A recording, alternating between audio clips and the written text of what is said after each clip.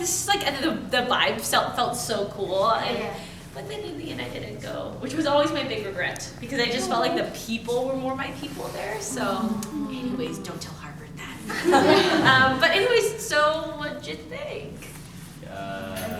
Yeah. Was it worth your 1 hour train ride? Absolutely. Is it worth me coming next year? I just feel like, there's so much more we could explore, and I also do workshops around radical storytelling and everyone else like sharing their stories and how can we give each other feedback to like really step into our own power of our own stories. But also just having smaller discussions, right? Like that was a big room, and actually I think you did a great job moderating, so thank you. But like how do we have smaller group discussions and dive deeper into those things? Because I know like y'all are learning about all this stuff in class, so thank you.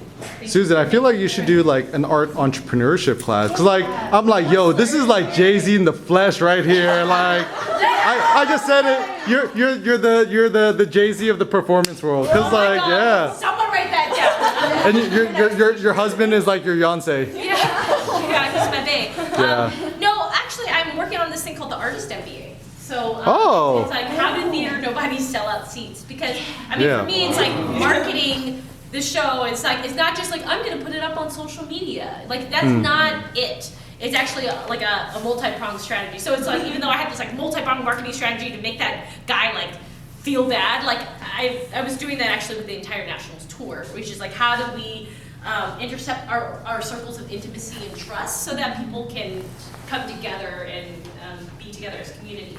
So I'm working with a statewide nonprofit called Artist Trust in Washington, and so we're going to develop, the idea right now is digital bite-sized videos on how did I do this work as a case study, and then I share all my spreadsheets and things like that for you to keep track of all your data and everything. So I'm going to work on that, and we'll probably release it next fall. But I mean, part of it is like, yes, I have been just throwing things against the wall and seeing what sticks along the way. I do think a lot of the success, part of it is my power and privilege, right? I went to Harvard and Yale. I have a network that I tap into and ask for favors and beg people to come to shows. So it's not for naught. Like, it's not like, it's leveraging all the resources you have at your disposal, right? And I was willing to do that and also keep asking people. And yes, I do get rejected. But then great things happen. Like 2 weeks ago, I was in the Washington Post, and then I was in NPR, and I was in American Theater, and next week, in 1 or 2 weeks, I'm going to be in LA Times, right? Wow. I don't have a PR person. This is the one-woman show right here, right? You got Cletus. What? Yep, Cletus. Oh, no, I know. Cletus, I don't know. Cletus doesn't work that hard. But, part of it is like, you can look at convention, and then you can say, well, like, people did it that way, so I guess I'm going to have to do it that way. Or you can say, well, I can experiment, and in that risk of keep trying and keep figuring out, like, is this gonna work? At least you get new information and data so that you can then pivot and try something new, right? Because I think a lot of artists like feel very anxious about that rejection piece. And without getting rejected from like corporate America, I didn't realize what I didn't not like, right? And so the more I experimented in life, starting the chocolate company, doing international development work, now doing this stuff, I just get more data about what it is that I really like. And I come to this place to realize, for me, the 3 things that are my strengths is social impact, creativity, and entrepreneurship. And for years, I've been just doing one at a time, and always feeling like I'm like not taking care of the other ones. And I felt bad about it and very confused. But now I've reached a point in my life where it's like I've failed a lot, I've experimented a lot, and now I know I definitely don't want to be a management consultant in corporate America. Wait, I'll be a management consultant for social impact issues because that's one of my 3, okay? And that helped me get money and smooth out the money in between shows so I can pay my loans and my mortgage. But at the same time, I know the sweet spot that I want to operate in, right? So I still took calculated risks to get here, but I did take risk, right? And my dad definitely judged the shit out of me. He was like, why do you not have a real job, huh? Right?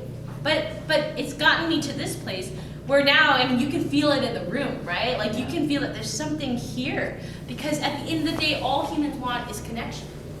And we can build that connection by art, by writing, by all the things that we do. But we also need to understand, what are we doing? what are we gonna say? Why are we doing it?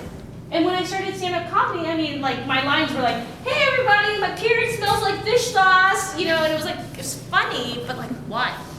Why am I doing it? Which It really smells like fish sauce. which brand of fish sauce? And the squid one, yeah. Great crab, great This is crab, important. great crab, yeah. This is important. It's important. Right? But I think it's like, the more I live life, then the more I understood what my truth was.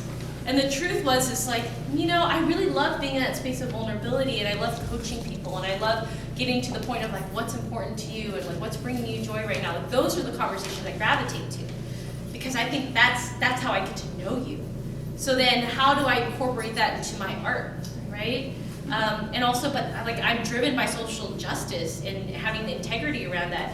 And how can I bring things to light that we are still having so much pain in our society about? That really keeps people blocked, you know, from living their best lives. So if you know Oprah, call her and tell her I want to work for her. Susan. So anyways, that's me. Hopefully I come to Brown next year. Thank you so much for making it happen.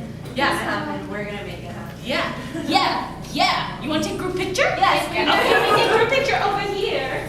Okay, some people drop a knee, some